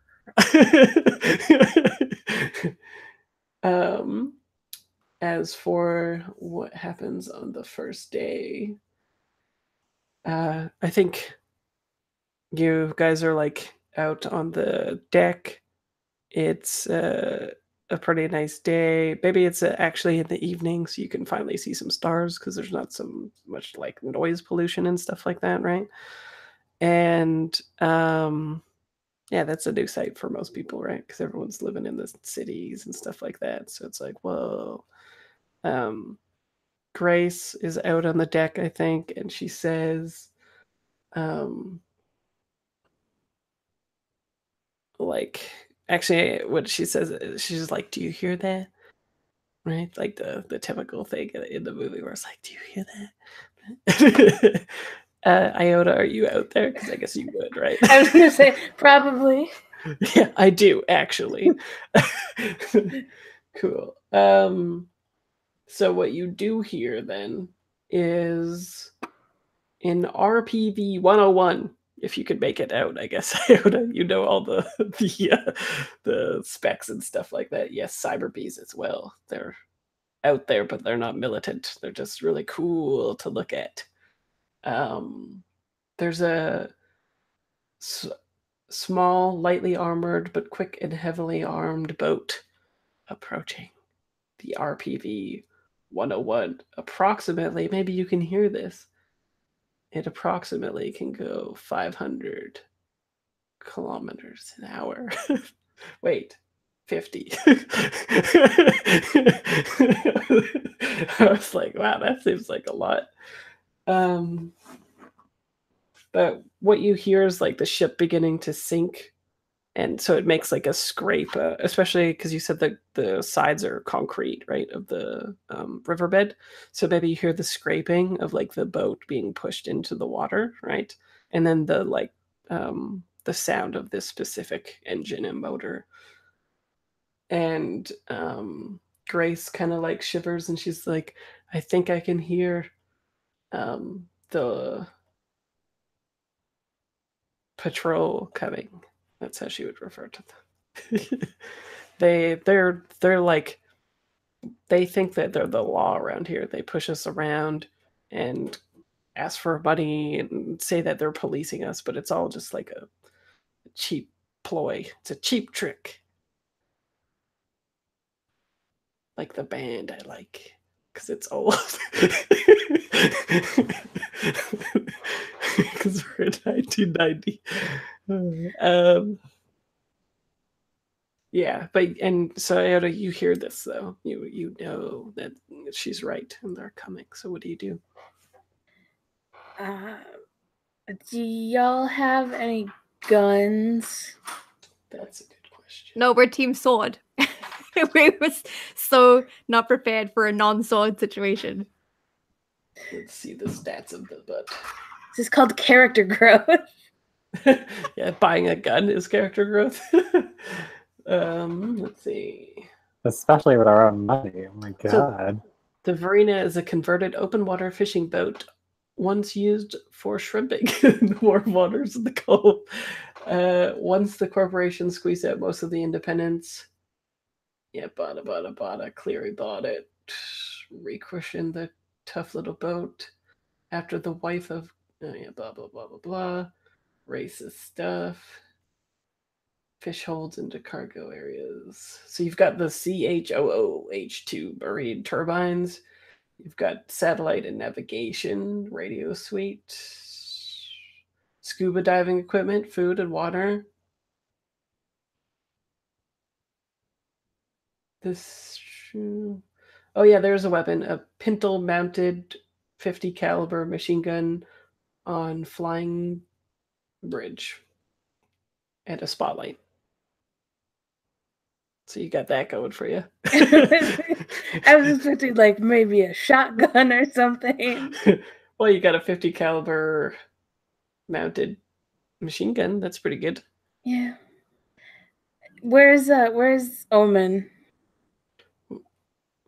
Yeah. I think that Omen is the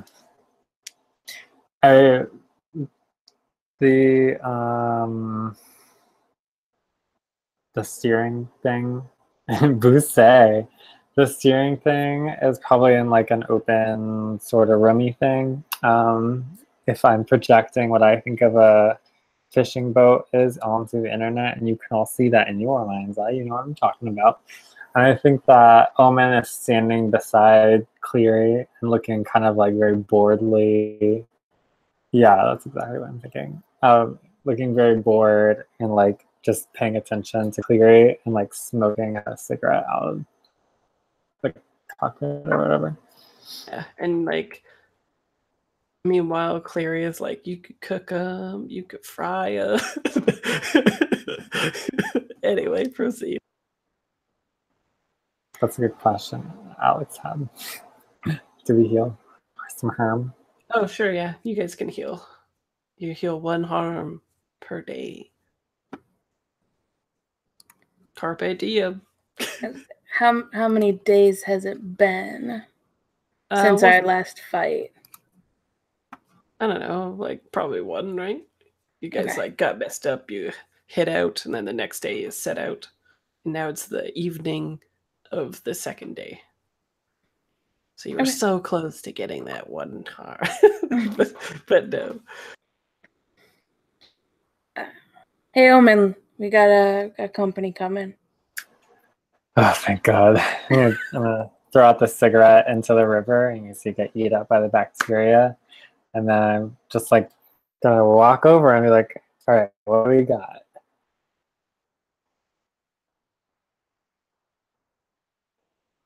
Trouble in the winds. Some local boys, a little bit big for their britches, I think. Are we gonna pay him? I'm not gonna pay him. I'm clear about that. Cleary-eyed, or it's not cleary-eyed. It's Cleary. I keep saying Cleary. Actually, that's just what his name is now. Cleary Eyes instead of that hard to pronounce thing. Rand, or whatever. It's Cleary Eyes. And Clear is like, if those boys are coming, I advise just to pay them and avoid a fight. It's just part of running the river. Wait a minute. Why aren't you paying them then? I'm not the one with this stuff. I already took a pay cut and like looks at you meaningfully. It's $50 per EB is what they want. 25 EB per vial of drugs. $50 per vial of illegal drugs. And if you have any heavy weapons or a corpse or anything, anything really suspicious, it's 500 EB. And Cleary will pay for his own stuff. So like his guns and stuff. I mean, we're Sword Club. So nobody has guns? Nope. They'll wanna pay off. They want $500 to like to make sure that they don't pass along the knowledge that you suspicious folks are moving along the river. Then, well, I mean, technically we've got a corpse on it, so they should look at Adriana. It's like, if they don't get any money out of you, then he's gonna try to bring you in for questioning. And the boat's getting closer and closer. Well,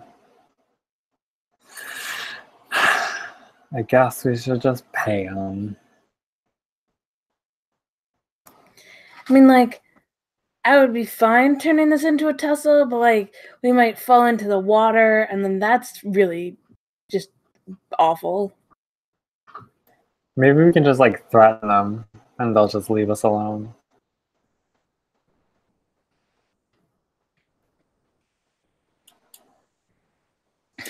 Sure. I'm just Maybe. trying to. But I was like, yeah, our group here is real imposing. well, yeah, you and Omen could mess them up pretty good, couldn't you? You're both boosters.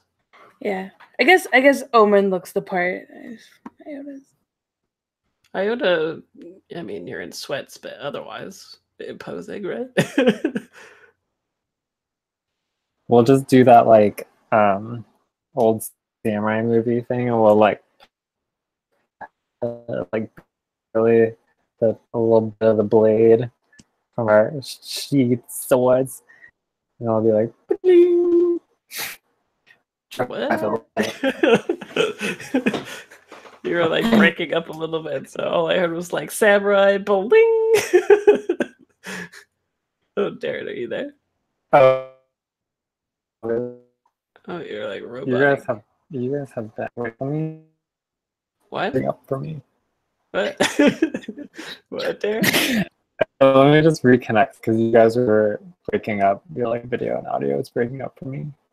Okay. Just know that it's your fault, not us. Apparently it's my fault. I'll be right back. Wait, let me get ready to jump back in.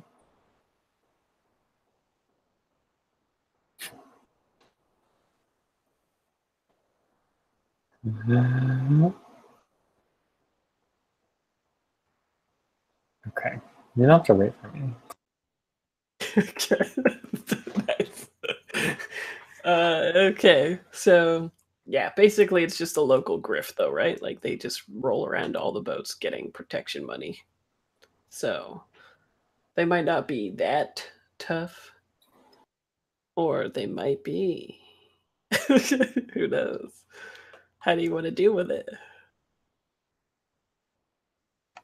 I'm fine with trying to intimidate them off. Yeah. Right. Okay, let me show you what they as you guys have been talking, they've been getting closer and closer. And they pull up and they shine some lights in your faces and stuff. And this is what you see, these guys. And he says his name is Sergeant Frank Michaels, and you can see he's got like the cyber arm, right? And yeah, and he says, "Oh, good, clear his boat. I guess y'all be paying then, right?" And like, kind of like, looks shifty at you as to cocks his weapon. Did you cock the weapon at me, sir? Do you actually guess that? Yeah. He says I cocked it at General. But did you cock it at me, sir? I cocked it at everybody, you cocky shit. Exactly. Well, I'm gonna take out my sword. Are you gonna intimidate or kill him? Yeah. Well, I'll try intimidating, right? Because that's what we said. Yeah. Is anyone helping in this action of intimidation? Me. How are you helping? What do you do? I think I'm just also there with a sword and like I don't know if one can skate in an intimidating fashion, but like along the like deck, like where the boats are sort of pulled up next to each other, I'm like skating sort of back and forth along like the length of the boat. Like the roller derby, those people make it look pretty scary. Seems legit. Cool. Okay, so how's Obed feeling? Give me a roll. What are the stakes? The stakes are, yeah, he's not having it, and it turns into a firefight. Okay. No I intimidation. think I'm feeling... Oh, you're breaking up. Oh, I didn't say. I just said I'm feeling, and then I stopped talking. I hope I'm not breaking up still. Ugh. You're breaking up a I little think bit. I'm feeling... You think you're feeling what? I think I'm feeling confident. You think you're Let's feeling what? see if that helps. Confident. Confident? Okay. Yeah. I don't know what's happening here. I mean, after all, Clary's at your Okay. back, right? And he's your man.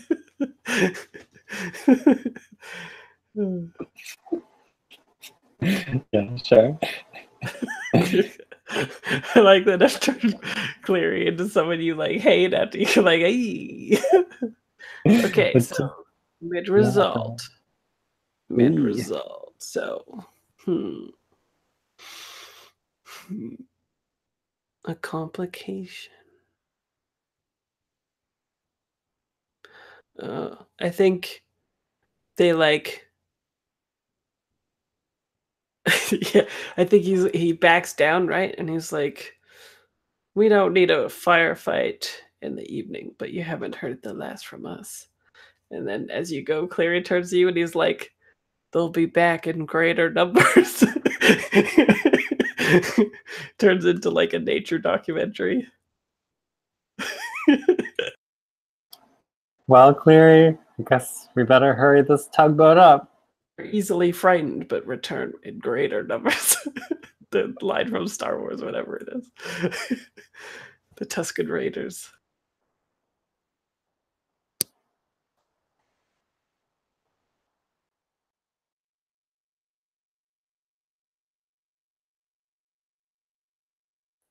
Take us to New Orleans, Mr. Eyes. You're just like, peace. You don't want to do anything about that. Oh, I mean, I think Omen like goes back to the steering wheel or whatever. Cleary. I'm fine with that. Yeah, so everyone's cool just letting them go. I don't know what I'd do about it. Didn't Well, you just know want to like. You know that he's not lying, right? He will return with greater numbers.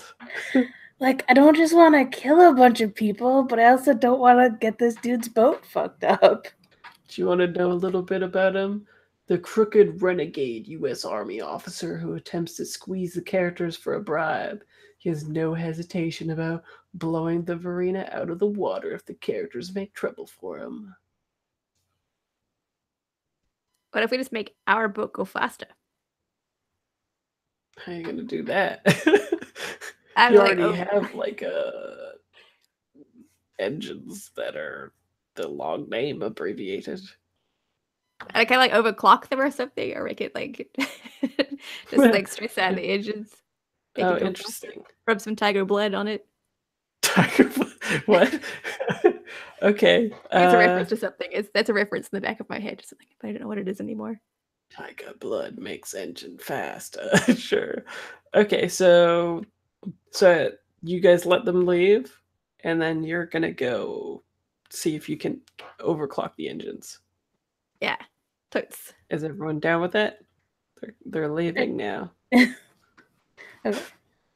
I was also thinking we could maybe like try and find some like dirt on them that would make them not like, now that we have some time. I don't know.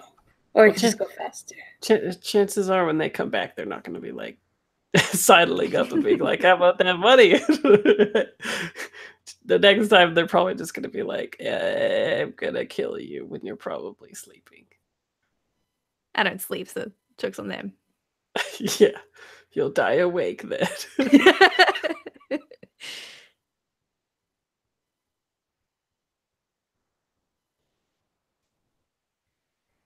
Yeah, it's like, we'll be back, and when we come back, we're going to bring you in for questioning and take your boat as evidence.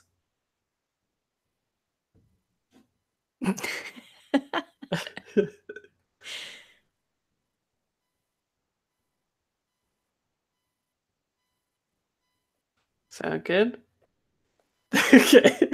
Okay, Yes. so Peter goes back and starts overclocking the engines. Yeah, I want to make the engines feel like mad. You know, like like make go it, like real fiery. Yeah. Yeah, you add a muffler. Yeah. Rawr. Exactly. I want to pimp up this guy's boat. It's gonna be so punk when we're done with it.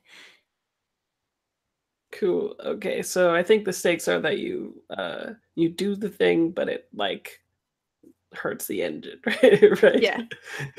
Overclocking bad, overheat.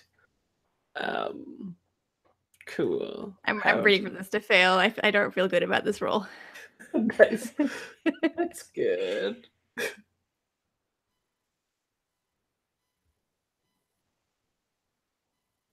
Cool. How are you feeling? I think Bina is feeling. I think she is feeling quite mad. Like, who are these punks that just like rocking off and be like, give us some stuff? Like, fuck. And they just leave again. Yeah, they're not cool. Like, they're totally not punk. Exactly. Well articulated. Thank you. Punks aren't punks at all. Cool. Let's see what happens. Nice. Perfect. So that's good. Wow. Okay. So tell me what you do. What do we see on screen? How do people know that this is going much faster and all that kind of action? It's totally like cool, like cliche tropey stuff where she goes down into like the engine room and like jacks into that and then like uses her decks and stuff to like overclock rev up these engines and things like that, and it goes like real fiery, glowy, or like red burning hot, kind of like they're about to explode kind of thing if this goes horribly wrong. But it doesn't, because like Bina's good at talking to wires. And then like the boat like suddenly lurches forward a bit as it goes from its like speed it was at. Now it's just like, I guess, creating at whatever speed like down this river now. So it's for like bumpy, that kind of thing. So if you're feeling probably a bit, if you're prone to seasickness, I apologize. Yeah, I think Adriana is doing the Titanic thing at the front, right? Wow. Cool. What I'll do then is I will. I was thinking we could actually maybe like, because this is the Mississippi, and they're like maybe look for a part where like part of it like branches off, where we could maybe like hide the boat a little bit, like put some distance between us and them, and then trying to hide in some like grotto or something. And then we kill him. That sounds cool. I'm willing to do a roll for that. I was gonna say that I'll give you 50-50 whether or not they show up, but if you make this roll, then we just know that they don't. Does that sound good? Sure. Cool. And is there any backstory that we need to know about Iota?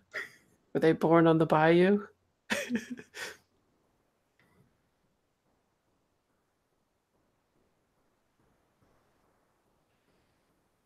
Any flashbacks to their past where it's just like, I know these rivers like the back of my hand. Stuff like that. Yeah, I think it's like a brief happy memory. I think they're playing with, it's like they're a kid and there's another kid and they're I think they have like this like makeshift raft that they've sort of, that they're, you know, goofing around with, and yeah. Cool. Okay, I'll give you +1 forward for it, for the good memories. Cool. All right. And in the back, Cleary's like, "Yar, I hope we lose him."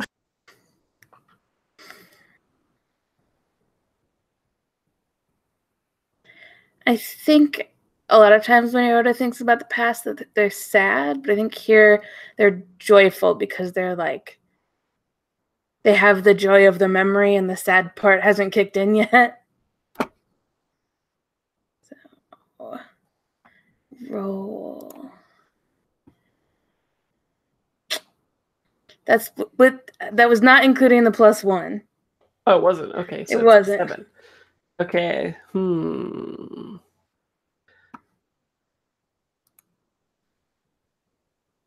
Oh, I know what happens. We can have a nice little cliffhanger. So what happens is you do the thing. So give me the fiction of that. You absolutely, it works as you expected, and then I'll take over after you're done. So I think there's like a big bend in the river, and I think because of how the currents work here, there's like a bunch of trash that's sort of gathered up. But Iota is like, if we cut through there and like you can't see it, but they cut through the trash and then like try and like, you know, sweep it back together behind, so it looks like nobody's come through here. There's just this row of trash as we like sail back behind like a grove of trees.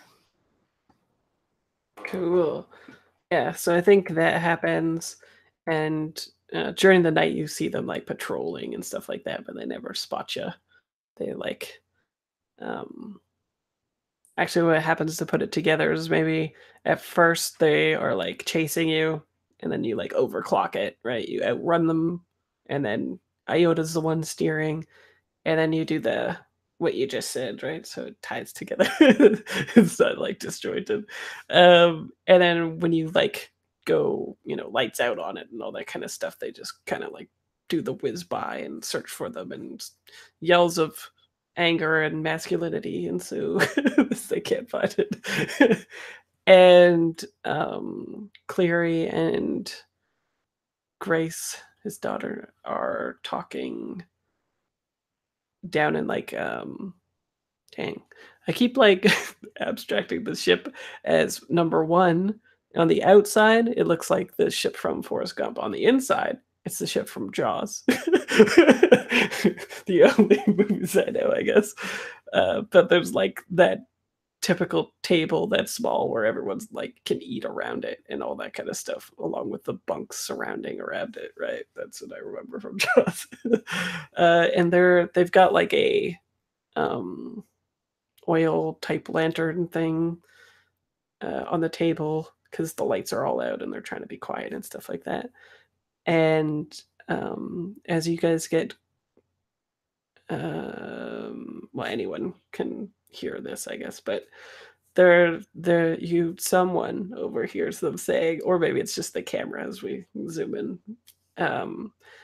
they're talking about missing like an appointment, and they're like, I think we might miss the drop if we can't run these people to the place they're getting to, New Orleans, real fast. We might miss our own goals. Our own goals. No, they don't say goals. They say something better. Like, ooh, let me check what it's called. Third thing. We'll miss. Oh, we'll miss Demeter at the rendezvous. And then we'll just like leave that as ambiguous, I think. As ambiguous as it sounds. So like we're all like, oh man, are they gonna turn on the people, or like what, right? And then this will be like a segue into the mission that you can do or not next time. If everybody shows up. So cool. I just didn't want it to be like, if you did decide on doing the mission, which is pretty cool, I didn't want to be like halfway in it and be like, so you were there the whole time. I think it would be particularly not good for this mission because it's like very particular about what it wants to be doing. So let's see, you get 1,000 experience, but no money. The Carpe Diem is over. No Carpe Diem. What XP are you guys at now? How much did we get? 1,000. Experience. Yes. I'm at 9,200. Yeah. Oh, pretty close. 9,200. Let's say that you guys get 10,000. You're at 10,000. You're at 10,000. You don't get 10,000.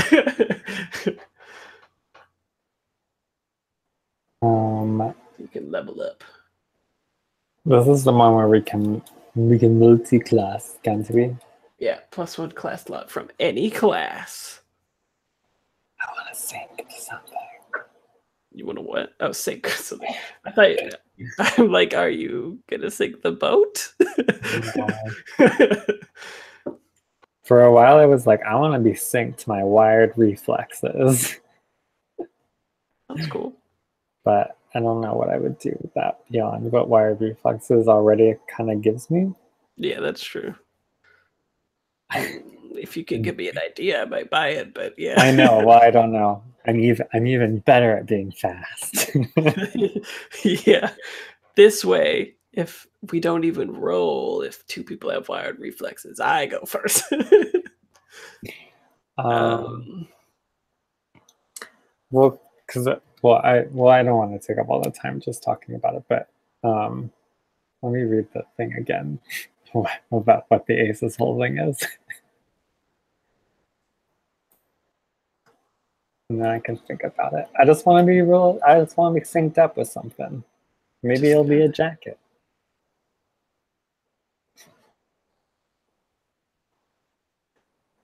Maybe. Sink that jacket. Get it good. In the jackets. Cool. Does anybody else have an idea of what they want to take? You don't have to multi-class too. It can just be an extra class slot of your class. But it might be a missed opportunity. So I'm having a hard time finding it. So it's super relevant. I don't know, I might be back. But what are the other class slots for the other classes?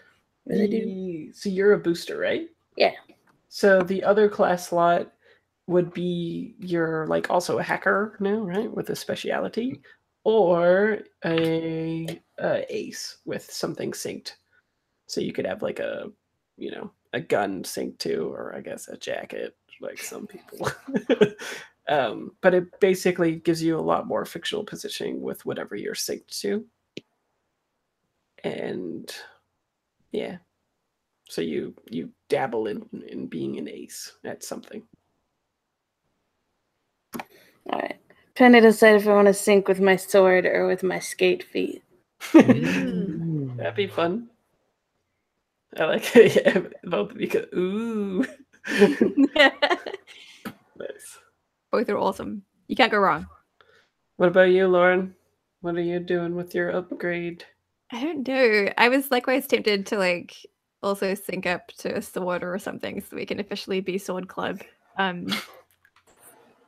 Or like also being a rocker girl and just playing more into the music stuff. I don't know. Okay. Well, I guess you guys can think about it. For now, no one is decided. And that's how we leave you all